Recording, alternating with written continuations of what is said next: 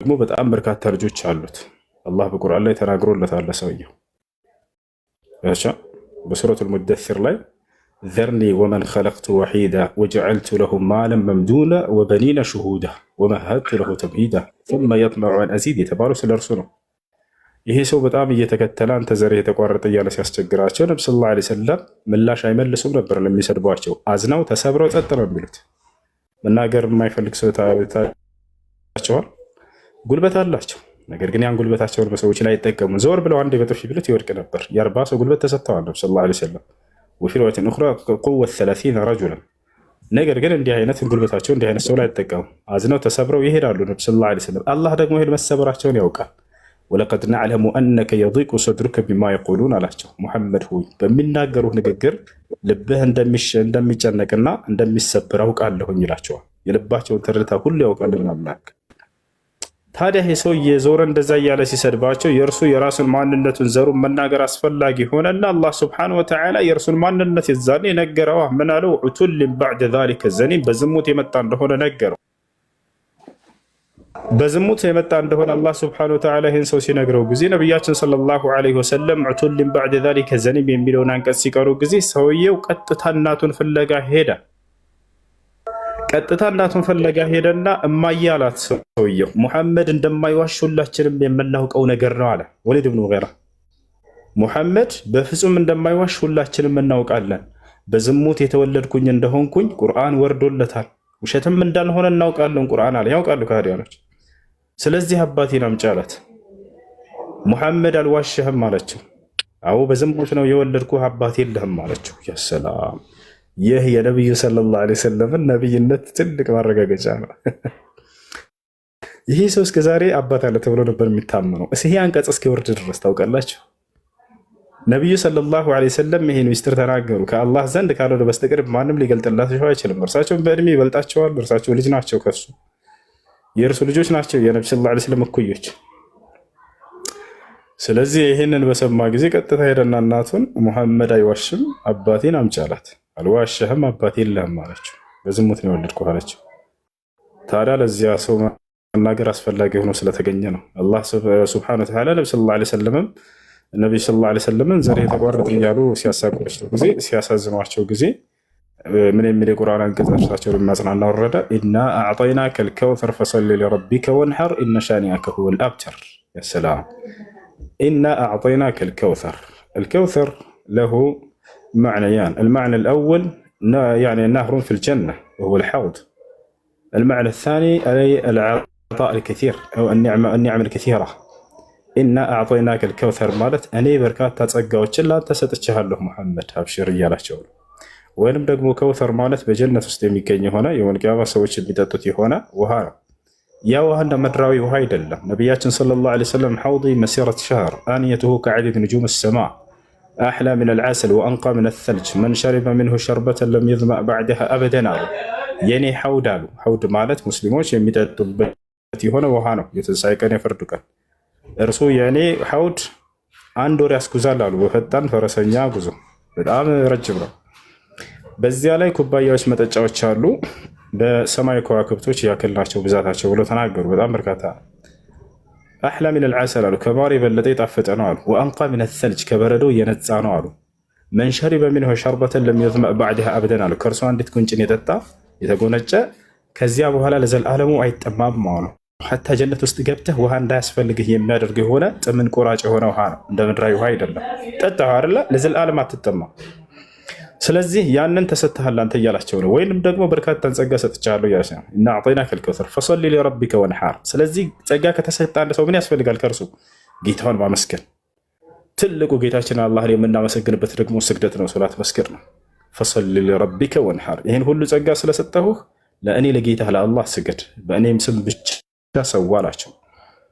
ሰዋ ሲባል እዚህ እንስሳትን ለማለት ነው፣ ሰውን ለማለት አይደለም። ኢነ ሻኒአከ ሁወል አብተር አለ። ሙሐመድ ሆይ አንተን የሚጠላህ ነው እርሱ ዘሩ የተቋረጠ ሰው ብሎ ማለት አለ። እንዳለውም የዛ የከሃዲ ዘር ተቋርጠው ቀሩ። ነገር ግን የነቢያችን ሰለላሁ ዐለይሂ ወሰለም እርሳቸው ስማቸው እስከ ዘመኑ ፍጻሜ ድረስ የማይረሳ የሚዘከር ይሆናል። ይህ ትውልድ ሁሉ ልጆቻቸው ናቸው ለነቢ ሰለላሁ ዐለይሂ ወሰለም። ነቢ ሰለላሁ ዐለይሂ ወሰለም ሐዲስ ላይ አና ለኩም ሚስለል ዋሊ ወዕልምኩም አምረ ዲኒኩም አሉ። እኔ ለእናንተ ልክ እንዳባታችሁ ነኝ፣ ስለ ሃይማኖታችሁም ማስተምራችኋለሁና እያሉ ተናገሩ። ይህ ሁሉ ትውልድ የእርሳቸው ተከታይ ነው። እነዛ ግን ሲሰድቧቸውና ሲያንቋሻቸው የነበሩ ሰዎች ዳግም ታሪካቸው ላይ እነሳ ተደፍነዋል፣ ከነ ታሪካቸው ከነ ማንነታቸው። እሺ ጥያቄ አለ፣ ይቀጥል። ሰላም አለይኩም። ደህና አልሐምዱሊላህ። ይሰማል? እሺ ይሰማል። ሰላም እንዴት ናችሁ? ደህና አልሐምዱሊላህ። እሺ የኔ ጥያቄ ምን መሰለህ ሁሱ፣ እንደ ጥያቄም ላትየው ትችላለህ፣ ያው ሐሳብም ለመስጠት ነው። አንተም ሆኖቹ ሌሎች ሙስሊሞች እንትን ነው እስልምና ከ7ኛው ክፍለ ዘመን ነው የጀመረው የሚለውን ነገር እንደቀላል ታዩታላችሁ። ማለት ወይ አልገባችሁ መሰለኝ። በ7ኛው ክፍለ ዘመን በመሐመድ ጀመረ ሲል ምን ለማለት ፈልጎ ነው? ከዛ በፊት በነበሩት 6000 ዓመታት ያህል ምንም አይነት ማስረጃ የለም የእስልምና ሃይማኖት። ያ ማለት አደምም ሐዋም እነ ኢብራሂምም እነ ሙሳም እነ ዳውድም በሏቸው የትኞቹም ነቢያቶች እስልምና የሚባል ነገር አላስተማሩም። ኢቭን ኢሳም ቢሆን ማለት ነው። ኢሳም ቢሆን መጥቶ ክርስትናን አስተማሩ ሄዶ ከሱ በኋላ ከ600 ዓመት በኋላ መሐመድ ሲመጣ ነው እስልምናን ያስተማረው የሚል ማስረጃ ነው ያለው። ዓለም 200% እርግጠኛ የሆነበት ነገር ማለት ነው በማስረጃ። እሺ ቆይ ሁዙ ተመራል እስከ ስንት ተመራል? ማስረጃ አለ እሱ አንድ ማስረጃ አለ እሱ ከሂስትሪ መጽሐፍ ልትሰጠን ነው? ይሄ እኮ ማለት ነው እኮ ማስረጃ ከምን ከሂስትሪ መጽሐፍ ልትሰጠን ነው ወይንስ ቆይ አይደለም ትምህርት ሚኒስቴር ወይ እኮ ማስረጃውን ልነግርህ ነው። ማስረጃውን ልነግርህ ነው። ማስረጃው እኮ ባይዘው መጽሐፍ አይደለም። ማስረጃው ምን መሰለህ እና ምንድነው እኮ ማስረጃውን ልነግርህ እኮ ማስረጃው ሰው መጽሐፍ ላይ ስለተጻፈ አይደለም። ማስረጃው ልነግርህ ነው። እሺ ውሱ ልነግርህ ነው። ይኸውልህ ማስረጃ የሚባለው ምን መሰለህ ከ6ኛው ክፍለ ዘመን በፊት እስልምና ተብሎ በምንም አይነት መንገድ የጻፉት ማለት ነው ነቢያቶቹ ሲመጡ ጽፈው ያስቀመጡት ከዛ በፊት ያለ ማለት ነው። ከዛ በፊት ያለ ጽሁፍ ወይም ደግሞ አማኞቹ በዛ አመታት ውስጥ ብዙ አማኞች ይኖራሉ። እነዛ አማኞች በተለያየ መንገድ እምነታቸውን በሚገልጽ መልኩ ድንጋይም ላይ ሊሆን ይችላል፣ በምንም አይነት መንገድ ብቻ በጽሁፍም በምንም የተቀመጡ ነገሮች ይኖራሉ አይደለ? እውነት ካሉ ማለት ነው። እነዛ ነገሮች እድሜያቸው ይጠናል በራዲዮ ዴቲንግ ሜቢ ካወቀው ማለት ነው። ራዲዮ ዴቲንግ ተደርጎ ከዛ በኋላ እድሜው ይታወቅና በስንተኛው መቼ እንደተጻፈ ይታወቃል ማለት ነው። በዛ መሰረት ከዛ በፊት ምንም አይነት ማስረጃ አልተገኘም። በተቃራኒው ደግሞ ንጉስ ዳውድ ያልኩ ማለት ነው እነሱ እግዚአብሔርን እንደሚያመልኩ የተገኙ ማስረጃዎች አሉ። ይሄ እንዴት ነው የሆነው መሰለህ? ያኔ በጦርነት ብዙ ጦርነቶችን አካሂዷል አይደለ ንጉስ ዳውድ እና በዛ መሃል የጦርነቱ ታሪክ ሲመዘገብ ማለት ነው በዛ ሰዓት የተጻፈ የጦርነቱ ታሪክ አለ። ብቻ እዛ ላይ የዳዊት አምላክ እግዚአብሔር ወይም አዶናይ ብሎ ያነሳል ያ ጽሁፍ ማለት ነው። እና ያ ጽሁፍ የተጻፈበት ማቴሪያል እድሜው ተጠንቶ ነው። እድሜው ተጠንቶ በጣም ረጅም ዓመት ያስቆጥራል ማለት ነው። ኧረ ወሬውን በቃ ክፈተው። አሁን ያልከውን እስኪ አሳየን። ትልቁ ላይ ነው። እሺ እኔ ቲክቶክ ገና አሁን እየገባሁኝ ነው። እንዴት እንደሚከፈት አላውቅም። አሁን ለምሳሌ ለፖስት ያው ሊከፍትልህ ነው። ና ሊከፍትልህ ነው። እሱ ትስታው ነው ምንጭ እኔ ጋለሪ ላይ ነው ያለው ኢሜጁ ማለት ነው። የዛ ጽሁፍ ኢሜጅ እኮ ያው ወደ ታቴ ነው የሚከፈትልህ እሱ። አንተ ምንጭ ስታው እሺ ያው ፕሮፋይሊንግ ቀይሬ ልግባ ከፈለክ እና እሱን አሁን ያልኩን ጽሁፍ ፕሮፋይል አድርግቼው ላምጣ። ይሄን ፕሮፋይል ላይ ያው እንዳሱ ሊከፍት ከየት ያገኘዋል? ምንጩ ከየት ያወጣል? ምንጩና መስጠት ከየት ያገኛል? ያምጣል እኮ እሱ ከየት ነው የሚያገኘው? ያወጣል።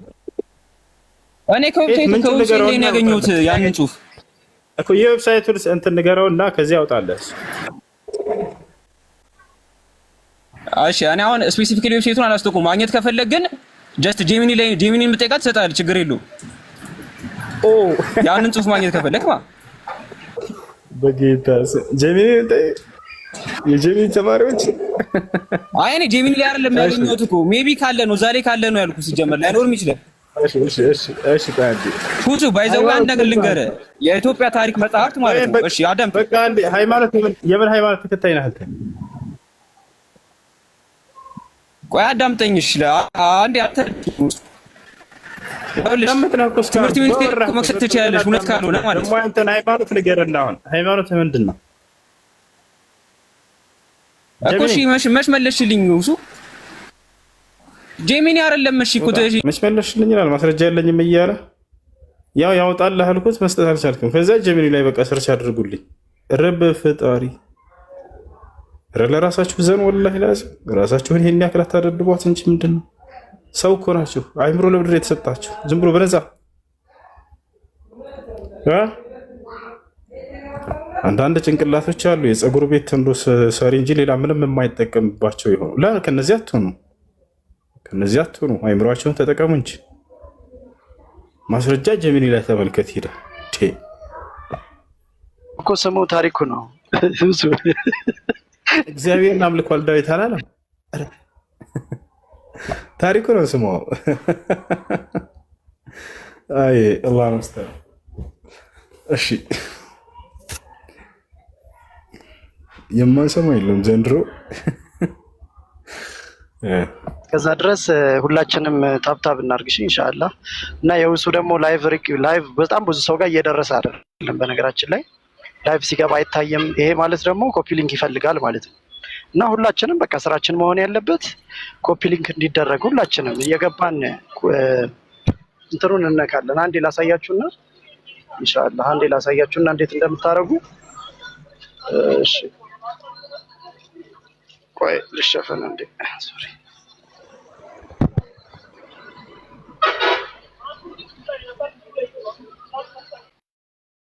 እሺ ይሰማል አይደለ?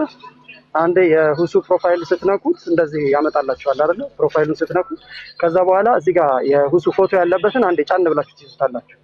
እንደዚህ ጫን ብላችሁ ስትይዙት እንደዚህ አይነት ነገር ሲያመጣ ከዛ ኮፒ ሊንክ ሚል ይመጣል ማለት ነው። ስለዚህ እቺ ኮፒ ሊንክ የምትለዋል ደጋግሞ መንካት ነው ማለት ነው። እንደዚህ እያደረግን ቶሎ ደጋግመን መንካት። እንደዚህ ስናረገው ሰዎች ጋር እየተዳረሰ ይመጣል ማለት ነው። እና ሁላችንም እንደያደረግን ኮፒ ሊንክ እያደረግን ሰዎች ጋር እንዲዳረስ እናድርግ፣ ታብታብ እናድርግ። እና ሁልጊዜም እንደዚህ ባደረግን ቁጥር አንድ ሰው መጥቶ በእናንተ ምክንያት ሼር ያደረጋችሁት አይቶ መጥቶ እስልምናን ቢቀበል ከዛ ሰው ሳይቀነስ እናንተም ደግሞ አጅሩን ታገኛላችሁ ማለት ነው። ሁልጊዜም በዚህ ነው በቃ እነዚህ ወንድሞቻችንን እንድተባበር ልናግዛቸው የምንችለው በዚህ ነው። እና ብዙ ሁልጊዜም ታብታብ አድርጎ አይልም፣ ሼር አድርጎ አይልም። እና እኛ ግን ስራችንን መርሳት የለብንም። ሁልጊዜ ኢንሻአላህ እንዲህ እያደረግን ታብታብ እያደረግን ትምህርቱ ለሁሉም ሰው እንዲዳረስ ማድረግ አለብን ኢንሻአላህ።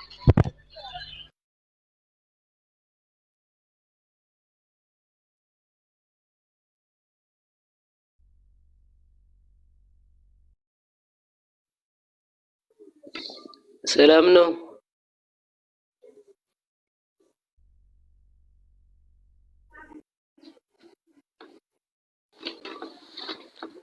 ሁሱ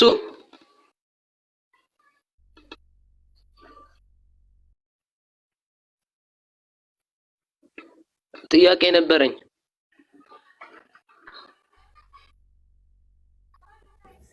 እሺ ጥያቄ ምንድን ነው?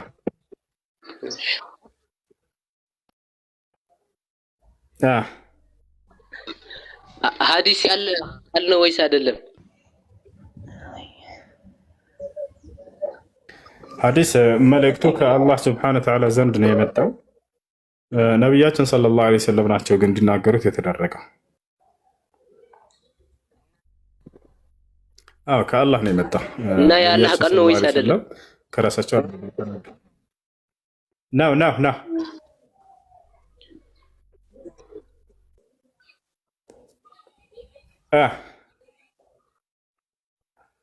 በል አሎ እሰማለሁ። ይሰማል? እና ሁሉም እዛ ላይ ያለው የአላህ ቃል ነው ማለት ነው? በፈጣሪ አዎ ከአላህ ስብሐነሁ ወተዓላ ዘንድ እንጂ ከራሳቸው ነብዩ ሰለላሁ ዐለይሂ ወሰለም አልተናገሩም። መልእክቱ ከአላህ ዘንድ ነው። ቃሉን እርሳቸው ናቸው እንዲናገሩት የተደረጉት። ጥያቄ ምንድን ነው? እና አልአዳብ አልሙፍረድ 963 ላይ ያለው የአላህ ቃል ነው ማለት ነው? ምን ይላል እስራ? ሂድና የአባትህን እንትን ንከስ ይላል።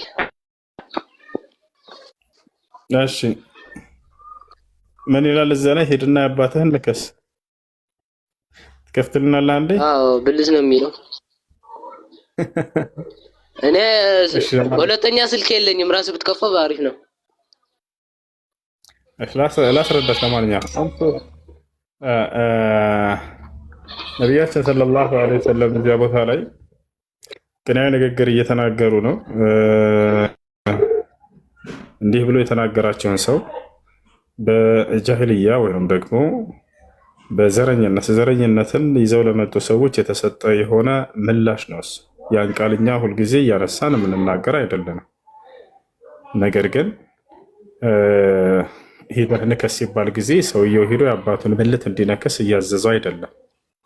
ያንን የመጣበትን ማንነቱን ለማስታወስ የተነገረ የሆነ ቅኔያዊ ንግግር ያ ነው። በሉት ብሎ አያዝዝም። ቅኔያዊ ንግግር ነው እሱ። ብልት በቀጥታ የሚናገረው መጽሐፍ ቅዱስ ላይ ነው። ኦሪት ዘዳግም ምዕራፍ 23 ቁጥር 1 ላይ ብልቱ የተቀጠቀጠ ይላል። አስተግፍሩላህ። ቀጥታ ስለ ብልት የሚያወራው አንተ መጽሐፍ ላይ ነው። ይሄኛው ቅኔያዊ ንግግር ነው አልኩህ እንጂ ቃሉ ላይ ሂደህ ቅኔ አይደለም፣ በቀጥታ ንገሩት ነው የሚለው እኮ። ይናገራል ግን ሂዶ ስለመንከስ እኮ ይናገራል። ና ክፈታት፣ ተራስና ትልቁ ላይ ና ሂድ ክፈተው። ሁለተኛ ስልክ የለኝም፣ እንዴት አድርጌ ነው የምከፍተው? በቃ ይከፍትልሃል እሱ። ቁጥሩን ተናገርና አልአዳ ባልሙፍራድ 963 አልኩህ እኮ። አንድ ጊዜ አወጣለት አልአዳ ባልሙፍራድ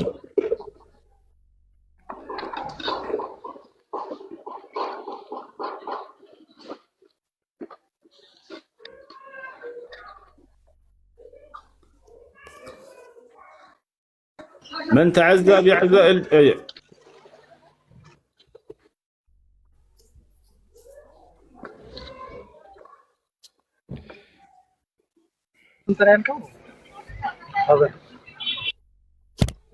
ዘጠኝ መቶ ስልሳ ሶስት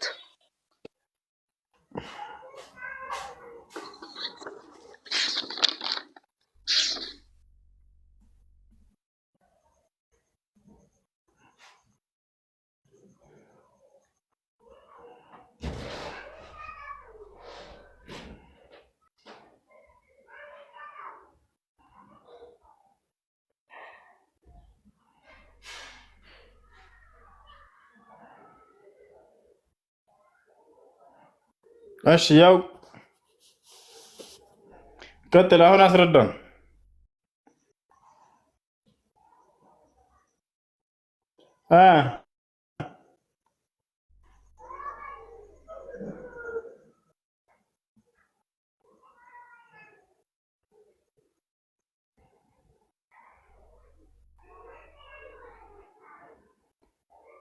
አረብኛ ተርጉምልኝ፣ አረብኛ አልችልም። በምን ቋንቋ በበናሽ የተረዳህ ወይ? እናስረዳህ። እምቢ።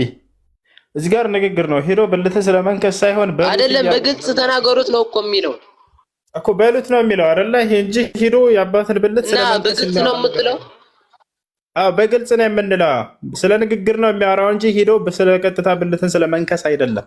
እሱ ቀጥታ ብልትን ስለመንከስ የሚያወራው መጽሐፍ ቅዱስ ላይ ነው እያልኩህ ነው። ኦሪት ዘዳግም ምዕራፍ 23 ቁጥር 1 ላይ አንድ ጊዜ አውጣለሁ። እኔም ጥያቄ ያ ንግግር የአላህ ነው ወይ ነው እያልኩ ያለሁት። ምን ዓላማው ምንድን ነው? አሁን እዚያ ቦታ ላይ ቅኔ ነው የታሰበበት። ቅኔያዊ ቅኔ ነው እሱ። አይሰማም እንዴ? አይሰማም አይደለም? ይሄ ንግግሩ ስማኛ፣ አሁን ይሰማኛል። እሺ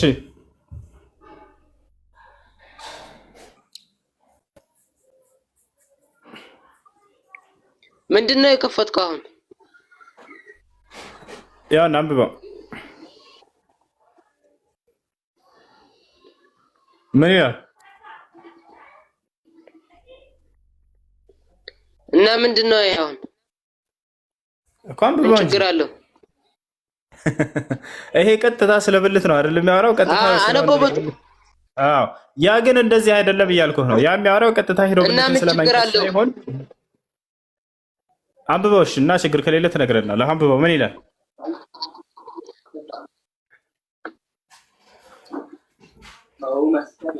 እሱን የቀጠቀጠ ወደ የቆረጠ ማናቸው? አንድ ጊዜ በቃ ያው እዚህ ጋር ምን መሰለህ? አሁን እንዲታየህ ላድርግልህ፣ እንዲታየልህ። እሺ ክፈተው። አያት እቺ ምን ትላለች? ቁጥር 1 ላይ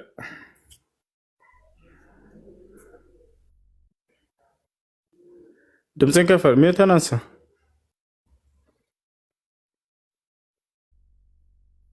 ትእዛዝ እኮ ነው። ምን ችግር አለው ታዲያ? አንብበው ምን ይላል? አንብቤዋለሁ። አንብበው ለኛ እንስማው። ምን ይላል? እሺ ትንሽ ዝቅ አድርገው።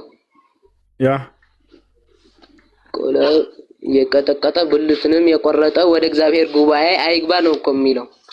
የቀጠቀጠ አይደለም። እንደገና አንብበው አስተካክል። ምንድን ነው የሚለው? ኧረ አነበብኩት። በትክክል አንብበው አስተካክለው። ቆላውን የቀጠቀጠ ብልቱንም የቆረጠ ወደ እግዚአብሔር ጉባኤ አይግባ ነው። አስተካክለው።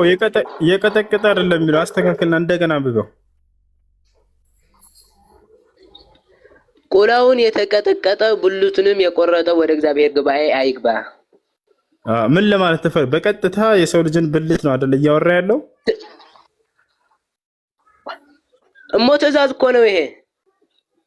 የምን ትእዛዝ? ትእዛዝ ነው። እንደዚህ እንዳታረጉ ለማለት ፈልጎ ነው። አይደለም፣ እንደዚህ እንዳታደርጉ አይደለም። ወደ እግዚአብሔር ጉባኤ አይግባ እየተባለ ነው። አይግባ ማለት እኮ እንዲህ ካረጋችሁ ወደ እግዚአብሔር ጉባኤ አትገቡም ለማለት ነው። አዎ፣ ስለዚህ እዚህ ቦታ ላይ እያወራ ያለው ቀጥታ ብልትን ስለመቀጥቀጥ ነው። እዛ ቦታ ላይ ግን እያወራ ያለው እዛ ላይም እኮ ቀጥታ ነው እኮ የሚለው። ቀጥታ ብልትን ሄደህ ንከስ በለው እያለ አይደለም። ብልትን ማን ነው በሉት እያለ ስለ ንግግር እንጂ በቀጥታ ንገሩን ነው የሚለው። እባክህ አዳምጥ ልጨርስልህ ወይ አንተ ንገረን ሙሉ ሐዲስን እስኪ ንገረን። ሙሉ ሐዲስ ጨርስ ንገረን። ችግር የለውም። አይሆንም። ምን የሚወት ላድርግና ያቋረጥክ ስለሆነ ንገረን ሙሉ ሐዲስን። ቀጥል አንተ ሂድ። እኔ እኮ ነገርኩህ ጥያቄን ነው እንጂ ሙሉ ሐዲስ ምን አደርገዋለሁ እኔ? ጥያቄ ያለብኝ ነገር ነው እኔ ያቀረብኩት ያለሁት እኮ። ምን ይላል ሐዲሱ? ከመጀመሪያ ሐሳቡን ላስረዳህ እምቢ አልክ፣ መካከል ላይ እያቋረጥክ። እሺ በቃ ተናገር። እሺ በቃ አዳምጥ። እሺ መን ተዐዛ ቢዐዛኢ አልጃሂልያ ይላል። በቀደምት መሀይማን ዘመን ሰዎች በመሀይማኖች ወይንም በዘረኝነት የፎከረና የበላይነትን የሚያንጸባርቅ የሆነን አካል እርሱን አስመልክቶ የተነገረ የሆነ ንግግር ነው። ያንን ሰው የመጣበትን ማንነቱን ማስታወስ ያስፈልጋልና የአባትህን ብልት ንከስ በለው የተባለው ለዚህ አይነት ነው። የአባትህን አፍረት ክላ ንከስ በለው የተባለው ያ ማለት ሄዶ ብልትን ስለመንከስ ቀጥታ ሳይሆን እያወራ ያለው የመጣበትን ማንነቱን ለማስታወስ የተነገረ የሆነ ንግግር ነው እሱ እንጂ ቀጥታ ልክ እንደዚህ ሄዶ የሰውየው ልጁ የአባቱን ብልት እንዲነክስ ትእዛዝ አይደለም። ሂድና አኝ አድርገህ ንከስ እያለ አይደለም። ቅኔያዊ ንግግር ይባላል እሱ። ገብቶሃል አይደል? የመጣበትን ማንነትን ለማስታወስ የሰው ልጅ ከዚያ ከረከሰ ቦታ ላይ በብልት ቦይ የመጣ ነው እና ከዚያ መምጣቱን ለማስታወስ የተነገረ የሆነ ቅኔያዊ ንግግር ነው እሱ። አይ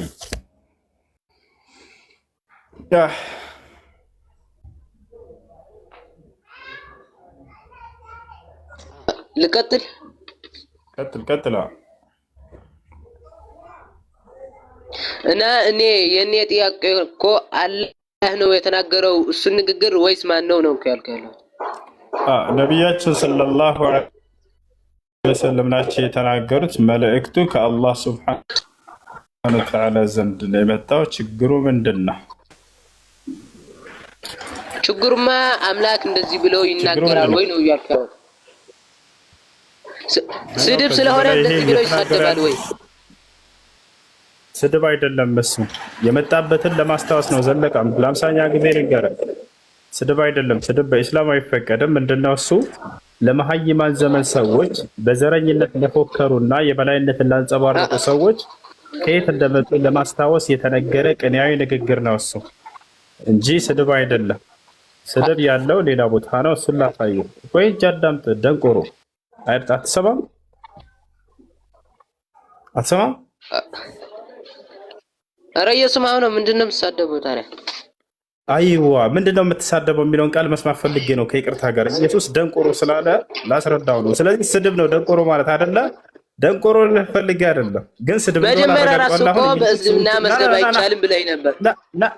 ተይዘሃል። በቃ ደንቆሮ የሚለው ስድብ እንደሆነ አረጋግጠልኝ ራሱ። በቃ ወጥመድ ውስጥ ገባሽ ኢየሱስ። ስለዚህ እናንተ ደንቆሮ እያለ ሰዎችን ያናገር ነበር፣ ይሳደብ ነበር ማለት ነው። እኔ ስድብ ነው እና ነው እንዴት አምላክ ስድብ ይናገራል ስላለው አይደለ? አምላክ ኢየሱስ ክርስቶስ ደንቆሮ እያለ ሰዎች እንደሚሳደብ አሁን ላሳየህ ነው። አላህም እኮ ደንቆሮች ዲዳዎች ብለው ይሰድበናል። ቆይ አንዴ ተረጋጋ፣ ቀስ በል። ሰከን በለው። እንድ ልጅ አይደለ እንዴ? አዳምጥ። ቆይ አንዴ ና ቁጥር 17 ላይ ምን ይላል? አንብበው አንድ ጊዜ ማቴዎስ ወንጌል ምዕራፍ 23 ቁጥር 17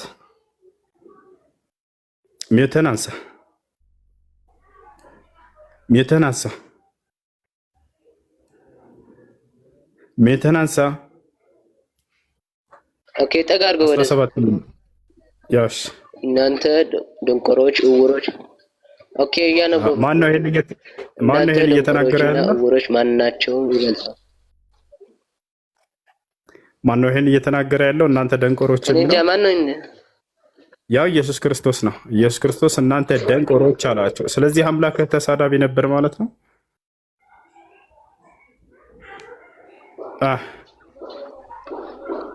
እናንተ ደንቆሮች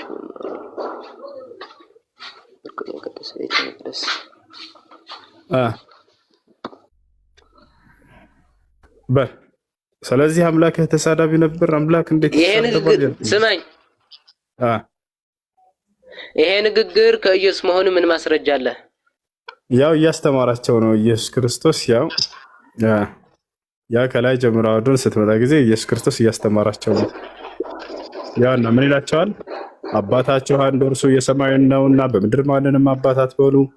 ሊቃችሁ አንድ ነው ክርስቶስ ነውና ሊቃውንት ብላችሁ አትጥሩ፣ ከእናንተ የሚበልጠው እያለ ኢየሱስ ክርስቶስ እየነገራቸው ነው። እናንተ ደንቆሮች እያለ ያናገራቸዋል ማለት ነው።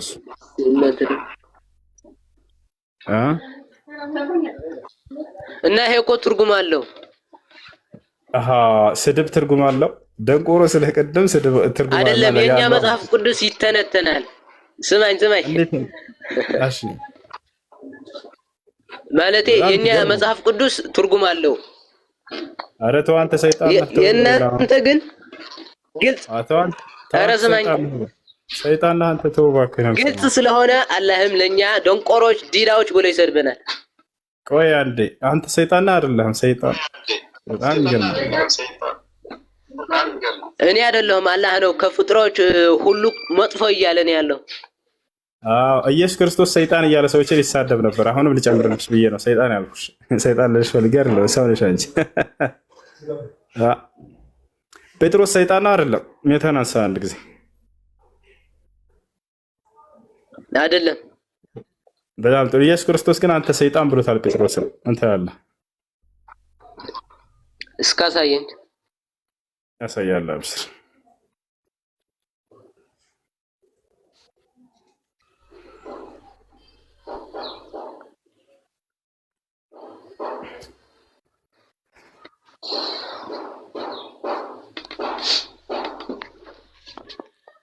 ያ ቁጥር 23 ላይ አንብበው እስኪ።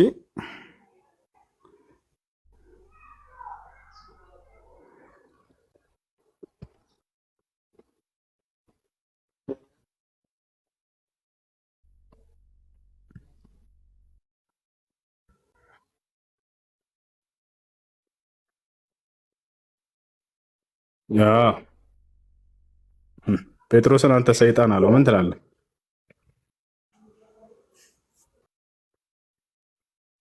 ትርጉም አለው።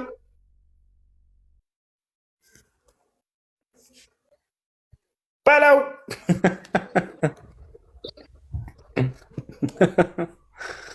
እሺ። ይሄ እንደሚል ሰማክ ነው አይደለም? እኔ ለማለት የፈለኩት እኮ ኧረ ስማኝ፣ አልጨረስኩም። ጨርሰሃል? እሺ ጥያቄ ነው። ሌላ ጥያቄ አለ? ሌላ ጥያቄ አለ? አዎ አለኝ። ባለሽ ከዚህ በፊት ከኦፌ ጋር እያደረጋችሁት የነበረውን ውይይት አይቼው ነበር። እሺ ከዛ የሆነ ነገር ሲጠይቅህ አልተገለጸ ምናምን ብለው ነበር። እሺ ምን ለምሳሌ? እና እንዴት ነው ለምሳሌ ምን? ለምሳሌ ብልት አለው ምናምን ሲልህ አልተገለጸ ምናምን ብለው ነበር። አላህ ሱብሓነሁ ወተዓላ ብልት የለውም። ብልት ያለው የእሱ አምላክ እንደሆነ እዚያው ላይ አስተምሬው፣ አዎ አምላኬ ብልት አለው አለ። ብልቱን ታመልከዋለህ ወይ ብዬው፣ አዎ ብልቱንም አመልከዋለሁ ብሎ ተናግሯል። ይሄን አልሰማህም?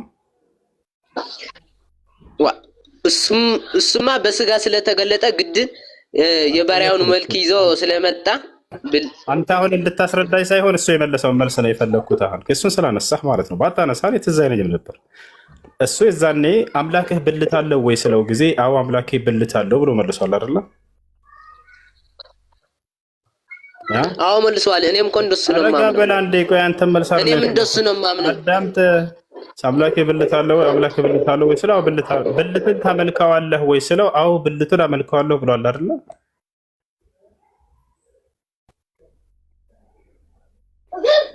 ጌታ። ስለዚህ ብልት አምላኪ ማን ነው ከተባለ የዛኔ አረጋግጦ ይሄዳል ብልት አምላኪ እንደሆነ ያለ ታስታውሰው። ሌላው አላህ ብልት አምላኪ ሳይሆን እኔ ምድልን ስጠኛ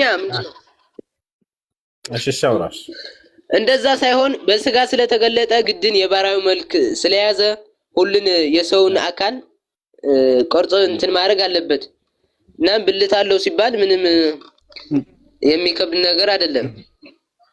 እሺ ስለዚህ ብልት እንደምታውቁ እና እንዴት ነው? እኔ ጥያቄ እኮ ለምንድን ነው አልተገለጸም ያልከው? አለውም የለውም አንልም ምናምን አልክ አይደለ? ስለሱ አይደለም እንደዛ ያልነው። ለምሳሌ ጭንቅላት አለ ወይ አላህ አለ፣ እርሱ አልተገለጠም ማለት። ከዚያ በኋላ እዛው አይደለም እዛ ሄደና አዳምጥ አንዴ ከኔ ፊት ይሰማቸዋል? ይሰማል? አሁን ትሰማለህ? ይሰማል ወይ? በጣም ጥሩ። ጭንቅላት አለው ወይ? እኛ በአንድ አርዕስቱ ምን ነበር? ነብያቶች ስለ አምላክ የሰበኩት የትኛውን አምላክ ነው የሚል ነበር። እሺ በዛ ላይ ነብያቱ ትክክለኛ መልስ ምንድነው የሚሆነው? ነብያቶች ስለ አምላክ አለው ብለው የተናገሩለትን ነገር አለው ብለን እንናገርለታለን ስለ አምላክ። ነብያቶች ያልተናገሩለትን ደግሞ አንናገርለትም። ይሄ ነው ትክክለኛው አቋም። ለዚህ ተስማማለህ አንተ? ወይንስ ነብያት ያልተናገሩትን ከራሳችን መናገር አለብን ብለህ ነው የምታስበው? ነብያቶች የተናገሩትን ተናግረን ዝም ነው አይደለም ማለት ያለብን? ተስማማለህ በዚህ? ካለህ ቶሎ ቶሎ መልስ፣ ሌሎችንም እድል እንድንሰጣቸው። ስለ አምላክ ነብያቶች የተናገሩትን እንናገርለታለን ለአምላክ። አልሰማህም? እየተቆራረጠ ነበር። ነብያቶች ያልተናገሩለትን ደግሞ አንናገርለትም ከራሳችን ነብያት። በጣም ጥሩ። እንደሱ ከሆነ ነብያቶች አምላክ ጭንቅላት አለው ወይንም የለውም ብለው እርሱን አልተናገሩም። ያልተናገሩትን ደግሞ እኛ እንናገርለትም ነው። እሱን አልተገለጸም ማለት። ይሄንን የዛኔ ወንድ ልጅ ቢሆን ኖሮ እዛው ከፊቴ እዛ ቤቱን ከፍቶ ሂሮ ሳይሳለቅና ሳይጫወት በእናንተ ላይ አይ የኛ አምላክ ግን ጭንቅላቱ ተገልጿል ጭንቅላት አለው ካለ ደፍሮ ዛኔ ማሳየት ነበር። ያን ስላልቻለ እሱ ያንን ከዚያ በኋላ በጣም በርካታ ሰው ስላሰለምንባቸው ያንን ለማካካስ ሲሉ ያሉት ሄደው አጽናንተውታል። ችግር የለውም። ለማንኛውም አንተ የአምላክ ጭንቅላት ተገልጧል ብለህ ነው የምታምነው? መጽሐፍ ቅዱስ ላይ ሚውተን አንሳው። እኛ ነብያቶች አልነገሩንም ይሄን ነገር አለውምም የለውምም ብለን ከራሳችን አንሽቀዳደማቸውም። አምላክ ጭንቅላት አለው፣ ስላሴ ጭንቅላት አለው መጽሐፍ ቅዱስ ላይ ሚውተን አንሳ፣ ሚውተን አንሳ። ስለ ክፍለ አካላት አልጠየቅኩም። ስላሴ ጭንቅላት አለው ይላል አይልም መጽሐፍ ቅዱስ? ያንተን ሀሳብ ሳይሆን የክርስቲያኖችን ሀሳብ ሳይሆን አርዕስቱ የነብያት አስተምሮ ነው እና ነብያቶች መጽሐፍ ቅዱስ ላይ የተናገሩትን ነው እየጠየኩኝ ያለሁት። በመጽሐፍ ቅዱስ ላይ ከነብያት መካከል አንድ ነቢይ ስላሴ ጭንቅላት አለው ብሎ ያስተማራለ የለም? መልስ።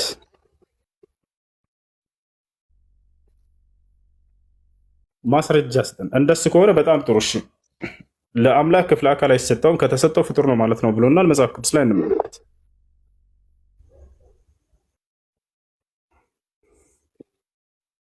እሺ ምን ይላል እዚህ ጋር? አንብባትችን እኔ ደግሞ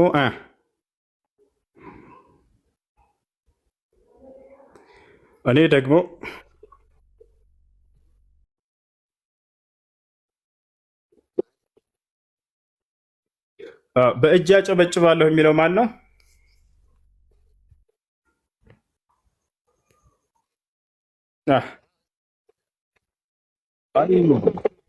ሰምቻለሁ። በእጅ አይተር እንደዛ ብሎ ነገር ነብያቶች እንደዛ አላሉ። እሱን ያሉት አባቶች ናቸው እንጂ መጽሐፍ ቅዱስ ላይ ቀጥታ ቃል በቃል እጅ እንዳለውና እግዚአብሔር በእጆቹ ጭራሽ እንደሚያጨበጭብ መጽሐፍ ቅዱስ ላይ ተጽፏል። ያ ነው አሁን እጅ አለው እንደተባለ ሁሉ እንደዚህ ጥያቄው አንድ ሚዩት አድርገህ ሚዩትህን አንሳው። አይሰማቸውም ከታች ሚዩት አድርገውና መልሰህ ሚዩትህን አንሳው። ሰማኝ? አዎ አሁን እየሰማ አሁን ይሰማቸዋል ልጆች? ኮሜንት ላይ እሱ ድምፅ ይሰማል?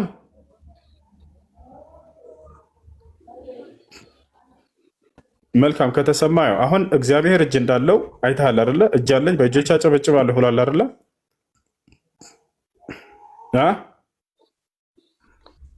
ግን እኔ መጽሐፍ ቅዱስ ይተነተናል ምናምን ብዬ ነው ምናምን ነው እኮ አይደለም። ይኸውልህ ወገናችን እሱን ያልከው አንተ ነህ። እንዲሁም ደግሞ ሌላ ሰው ሊሆን ይችላል። እንዲህ አሏቸው መጽሐፉ ላይ ያለው የነቢያቶች አስተምህሮ ላይ እግዚአብሔር እጅ እንዳለው ተነግሮለታል። ልክ እንደዚሁ እጅ አለኝ እንዳለ ጭንቅላት አለኝ ብሏል ወይ እግዚአብሔር? አሁን ጥያቄው በል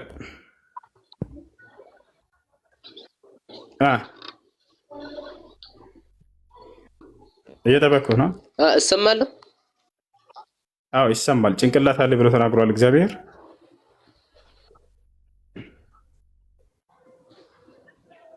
አላለም። ስለዚህ ጭንቅላት አዳምጥ ቆይ አንዴ። ስለዚህ ጭንቅላት አለኝ አላለም አላያችሁ አይደል? ስለዚህ ጭንቅላት የለውም ማለት ነው እግዚአብሔር። ተገልጿል ጭንቅላት አለ የሚል ቃል አልተገለጸም። ይሄን ማለት ነው። ሌላ ነገር ጭንቅላት የለውም ሲሆን ለአምላክ ክፍለ አካላት አይነገርልም። አልሰማኸኝም እንዴ? ማስረጃ መጽሐፍ ቅዱስ ላይ ደስም ቢል ለአምላክ ክፍለ አካል አይነገርለትም የሚል አምጣ። የአባቶች ንግግር እኮ አለ። ስለዚህ መጽሐፍ ቅዱስ አይደለም የምትከተሉት፣ የአባቶችን ትምህርት ነው የምትከተለው። አረስቶ ደግሞ ነብያቶች ምን አስተማሩ የሚል ነበር። ያ ነው። ሲቀጥል አባቶቻችሁ መጥተው ባለፈው ተናገሩ። ባለፈው ወጡና ከሙስሊሞች ፊት ቀርባችሁ ውይይት እንወያያለን የምትሉ ለአምላክ እጅ የለውም እግር የለውም ያላችሁ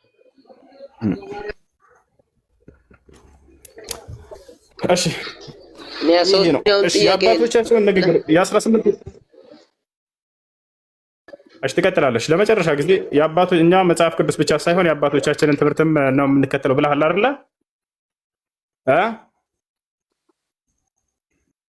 ሰማኝ? አዎ እነሱን የተረጎሙትን እንከተል። ይሰማኛል? በጣም ጥሩ። እንደሱ ከሆነ በጣም ጥሩ። የአባቶችን ትርጓሜ ነው የሚከተለው። በጣም ጥሩ። አሁን እንደሱ ከሆነ አንድ ጊዜ አባቶችን ትምህርትስ ምን ይላል በዚህ ጉዳይ ላይ የሚለውን እንውጣ።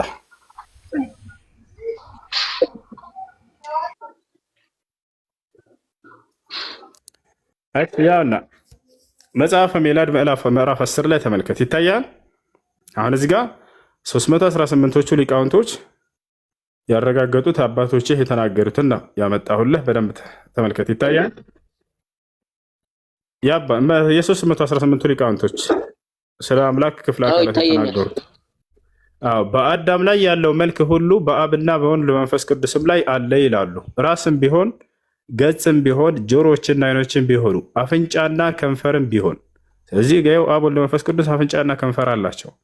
እጆችና እግሮች ብልቶችም ቢሆኑ ለአብ ለወልድ ለመንፈስ ቅዱስም ሙሉ አካል አላቸው። ሃይማኖታቸው የጸነቀና 318ቱ ሊቃውንት አባቶቻችን እንደተናገሩ ያው የአባቶችን እምነት ነው መከተል ብሏል አይደል? አባቶቻችን እንደተናገሩ ለእግዚአብሔር ዓይኖችና ጆሮዎች እጆችና እግሮች ሌሎችም የቀሩት አካሎች እንዳሉት እናምናለን። ተመልከቱ።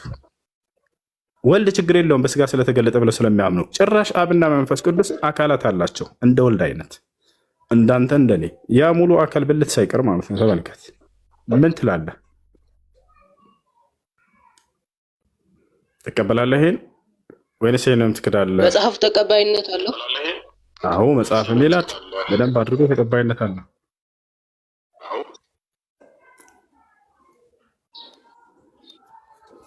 ይሄን በደንብ አጥንቼ እመለሳለሁ። ከዚያ ግን አንድ ጥያቄ ልትቀበለኝ እንችላለን? ይቻላል። ጠይቅሽ። ኦኬ። በቂያ ቀን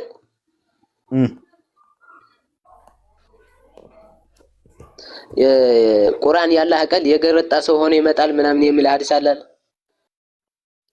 ይመጣል እሱ ምንዳው ይመጣል ማለት ነው። ነገ የፍርዱ ቀን ወደ አላህ Subhanahu Wa Ta'ala ዘንድ እንደ ሰው መልክ ነው የሚመጣው። እንደ ሰው መልክ ተብሎ ተገልጿል። ግን ምንዳውን ለማምጣቱን ለመግለጽ ነው። እንደ ሰው ብቻ አይደለም፣ እንደ ወፎች ምናምን እንደ በራሪ ወፍ ምናምን ተብሎ ተገልጿል። ግን ወፍ እየበረረ ይመጣል ማለት ሳይሆን ምንዳው መምጣቱን ለመግለጽ ነው። የእቲ ሰዋበሁ ምንዳውም ይመጣል ማለት ነው። እሺ እና እዛ ላይ የሚመጣው አካል ፍጡር ነው ፍጡር አይደለም? አካል አይመጣም፣ ምንዳ ነው የሚመጣው። ምንዳ ይመጣል። እሺ ሰው ሆኖ ይመጣል እኮ ይላል። ምንዳውን ለመምጣት ለመግለጽ ነው እሱ እንጂ ሰውየው ይመጣል የገረጣ ሰው ለማለት አይደለም። ምንዳው መምጣቱን ለመግለጽ ነው። በወፍም ምሳሌ ተገልጿል፣ በሌላ ነገራቶች ምሳሌ ተገልጿል። ያ ማለት ምንዳው የትንሣኤ ቀን ለዚህ ያለ ሰው ሲቀራ ለነበረ ሰው የትንሣኤ ቀን ታላቅ ምንዳ እንደሚመጣለት ለመግለጽ የተነገሩ ንግግሮች ናቸው እነሱ። የአላህ ቃል ፍጡር አይደለም አይደል? የአላህ ቃል ፈጣሪ ወይንም ፍጡር ተብሎ የሚጠይቅና የሚነገርለትም አይደለም። ምክንያቱም ባህሪው ነውና የአላህ Subhanahu Wa Ta'ala ባህሪ ነው።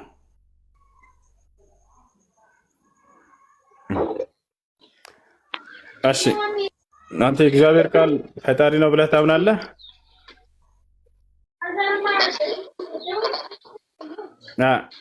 ፍጡር አይደለም። የእግዚአብሔር የአብ ቃል ኢየሱስ ክርስቶስ ነው። ቆይ አንዴ፣ የእግዚአብሔር ቃል ፈጣሪ እንጂ ፍጡር አይደለም አይደለ?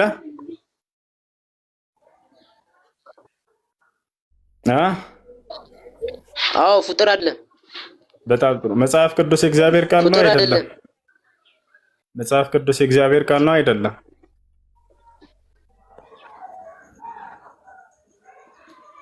ነው የእግዚአብሔር ቃል። በጣም ጥሩ። የእግዚአብሔር ቃል ነው። ስለዚህ መጽሐፍ ቅዱስ ራሱ ፈጣሪ ነው ማለት ነው። አራተኛ ሥላሴ ጀባብ